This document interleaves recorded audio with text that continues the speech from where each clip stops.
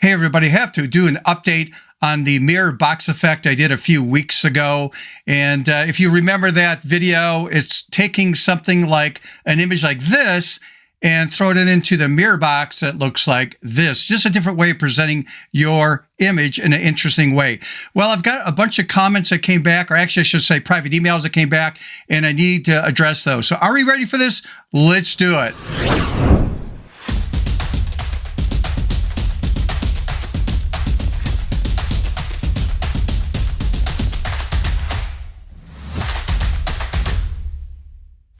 Hey everybody, welcome back to the channel. If you're new to the channel, this is dedicated to photography and as a photo artist pushing ourselves creatively out of the box.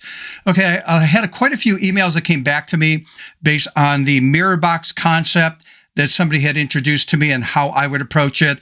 And I need to address a couple major issues. And it is going to be, number one is, will this work in Affinity Photo? And the answer is sort of yes. And I'll explain what that means in a few minutes. The other thing has to do with, I had four different people ask me if I would sell the template I had created for that mirror box effect on buymeacoffee.com. And the answer to that is going to be no, I'm not going to sell that. What I'm going to do is I'm going to give you guys a link in the show notes that you can go to Dropbox and download it for free. So that's a pretty good price. Free is pretty good, right? So yes, I will offer that for you. I'm not going to charge you for it at all. I'll create the link for you that you can go, and again, it's in the show notes, and you can feel free to download it. Okay, let's jump into Affinity Photo and see if this actually works, because some people are actually using that program. And just as a heads up, I just want to show you something. So let's dive into Photoshop first right here, because there's a lot of new people and they may not know this, so I need to do a quick review. In Photoshop here, I'm just going to double click on my workspace to get the open dialog box.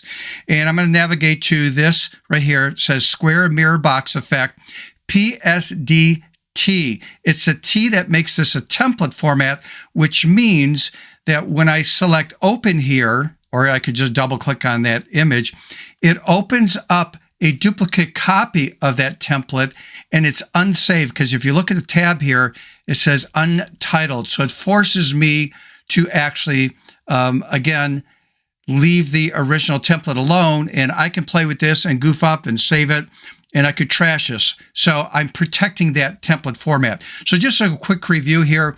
If I just double click right here, and then this opens up the Smart Object layer. I go to the File drop-down menu here in Photoshop and just choose Place Embedded. Go find the image you want to work with. So I'm just going to grab this one just to be different, and then click on Place. And then I just need to resize this to make it fit. And we'll just readjust that right there, enter on the keyboard. And then I'll close out of this. It's going to ask me, do I want to update that? Yes. And then it creates that mirror box effect as it drops it in to that file right there. So this is what I talked about a few weeks ago. And some people are not using Photoshop, or they're using Photoshop sometime, but they're actually using Affinity Photo, and they want to know if it's going to work in that program. So the answer in that is going to be sorta. You're going to have to change some things. So let's take a look at what I'm talking about. Let's jump into Affinity Photo. Okay, quickly, before I jump into Affinity on this, if you didn't see how I created that template, I'll put the link in the show notes so you can actually see how that template was actually created from scratch. Okay, let's dive right in here to Affinity. Now, when you open up Affinity the very first time, I think you're going to be like this. I clicked in the upper left-hand corner. You got to make sure you're selecting the pixel category. So you'll have like vector, and there's pixel. Pixel is equivalent to like Photoshop. And what I'm going to do is double click in my workspace, just like I do in Photoshop, to get the open dialog box.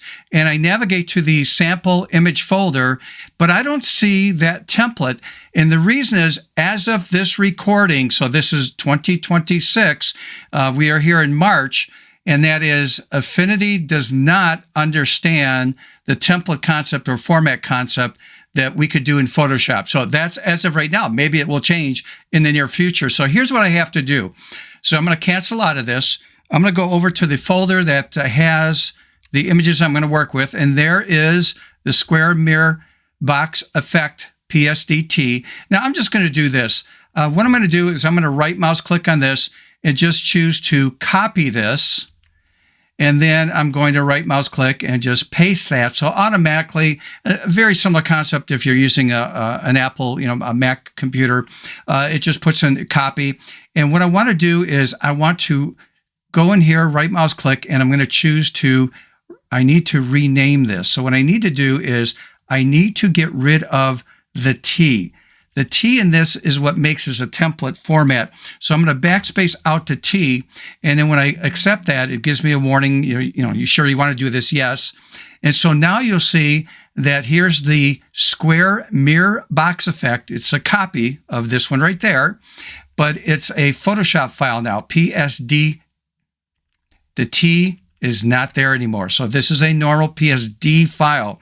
So now that I have that done, let me just minimize that. Now when I go back here in Affinity and I double click, there is the PSD file right there.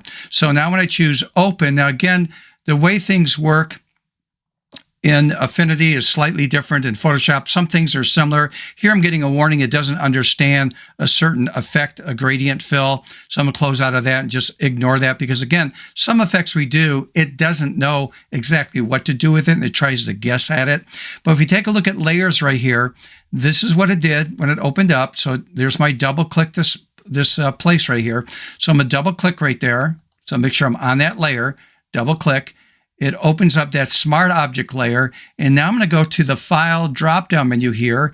And they don't have something called place embedded. It's just called place. And it'll just navigate. And let me just do this image here just to be different. I think I used that in the video a few weeks ago. Click on open. And then you can see, well, where is it? Well, in this program, it's a little bit different. Here is the cursor. You just have to do a click and drag motion like that to drop in the image. And then I'm just going to click on the side to accept that. Now that I have that done, I'm just going to go to the tab over here to close out of that tab. And it dropped it right in. And so does it work? And the answer is yes, it works. In Affinity, the only thing Affinity does not understand is the template concept. Okay, so you have to, if you have that template, PSDT, you want to get rid of the T and then go ahead and start to use it. A quick recommendation, by the way, and that is please make sure you make a backup copy of the PSD file, because if you open it up and then mess it up, it's like you're going to have to re-engineer it or refix it and stuff like that. So I would recommend that you do make a backup copy on that for yourself. So does it work in Affinity Photo? Absolutely, it does. And by the way, if you didn't see the video I did a few weeks ago on how I actually created that template from scratch, I'll put the link. I'll try to make it down here in the lower right-hand corner of this video. Okay, so hopefully you picked up a couple things here.